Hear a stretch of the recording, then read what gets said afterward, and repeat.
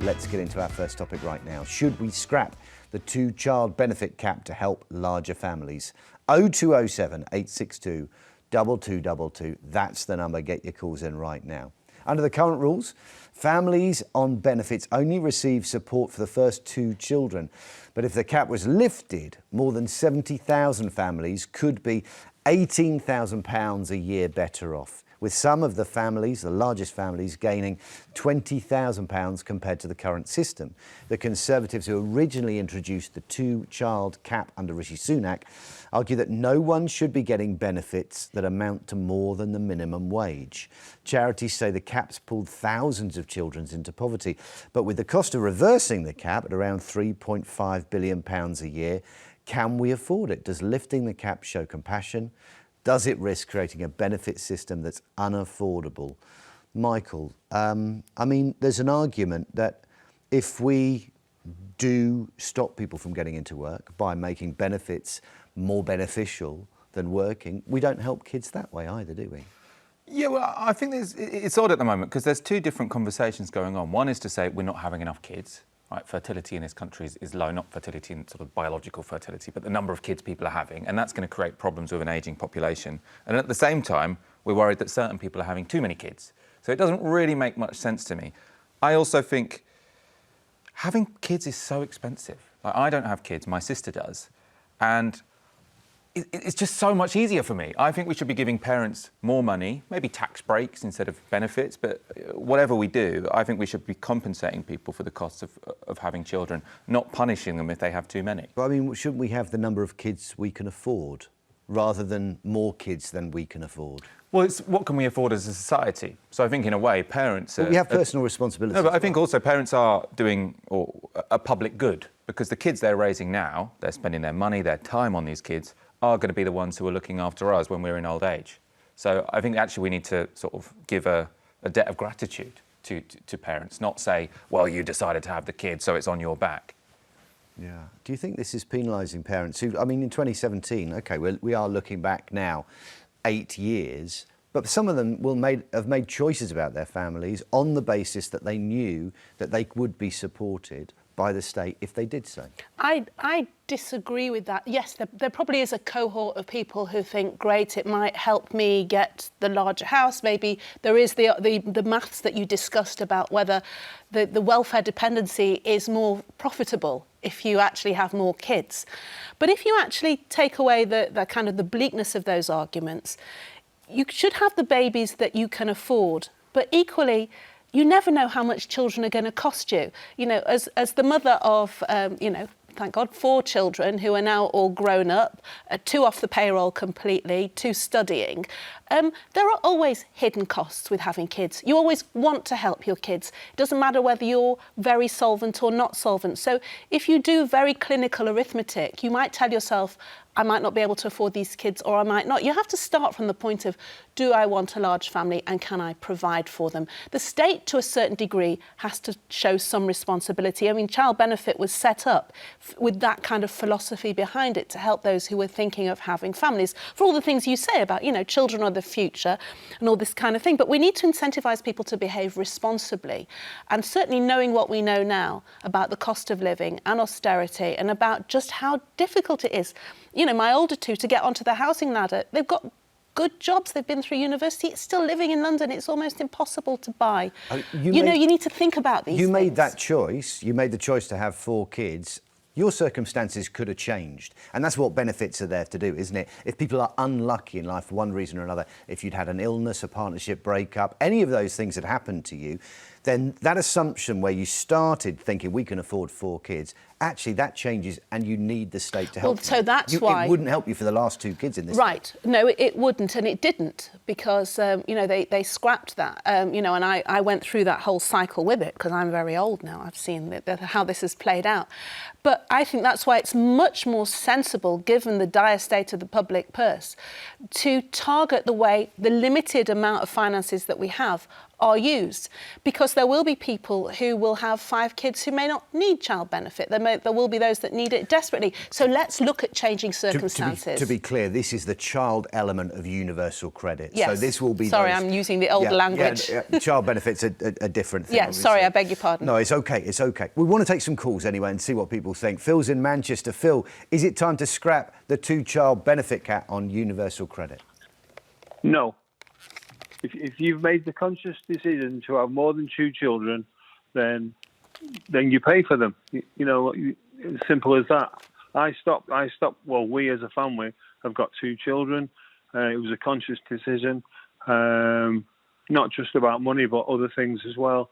My wife had a career at the time, and things did change. She lost her career through constructive dismissal, so things do change. But basically, I just went out and worked harder. OK, Phil, but you can see how some people could start on that basis, that they are happy to fill the world with children who go and be productive, all the things that we need them to do in this country at the moment, and where we are struggling to pay our bills because we haven't got enough kids. They will have started with, even with that great idea, or because they want to have a big family, and their ability to pay for those kids changes halfway through because of an illness, because of mental illness, because their relationship breaks down.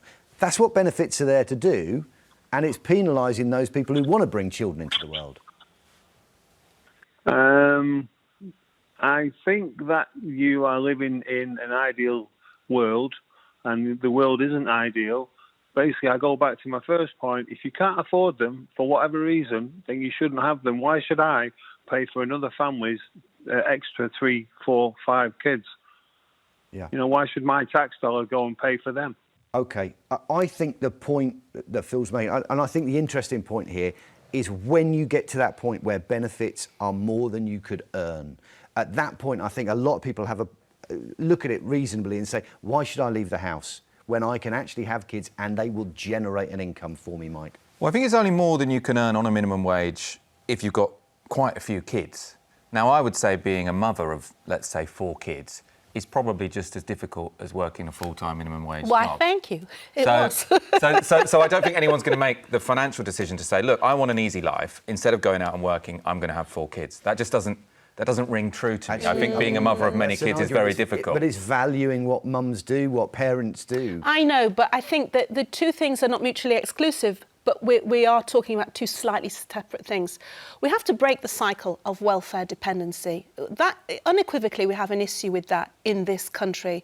We have a bloated welfare system. We don't target the funds that we have well, so that those that really need it can sometimes be compromised because other areas of the way that finance is allocated is used elsewhere. OK, we've got another Angela, one in Staffordshire. Hi, Angela, in Staffordshire, tell me, do you think we should scrap the 2-child benefit cap? No, I don't. At the minute, well, I'm a bit biased, to be fair. I've got 2 children living at home with me. I never needed the extra money, but now I've had some personal circumstances, another child come into my care through fostering, and then I think you do need the help then. There's a lot of different circumstances to take into consideration. If it was just me and the 2 boys, no, I wouldn't expect any more government help. But because I've had an extra one come into my care through no fault of her own or no fault of mine, I do think then, yes, I do.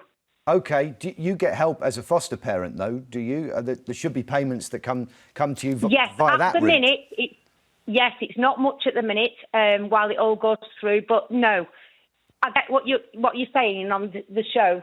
There's a lot of people who do screw the system, and not being horrible, but they do. A lot of people just have children to get the extra income. I'm not doing that.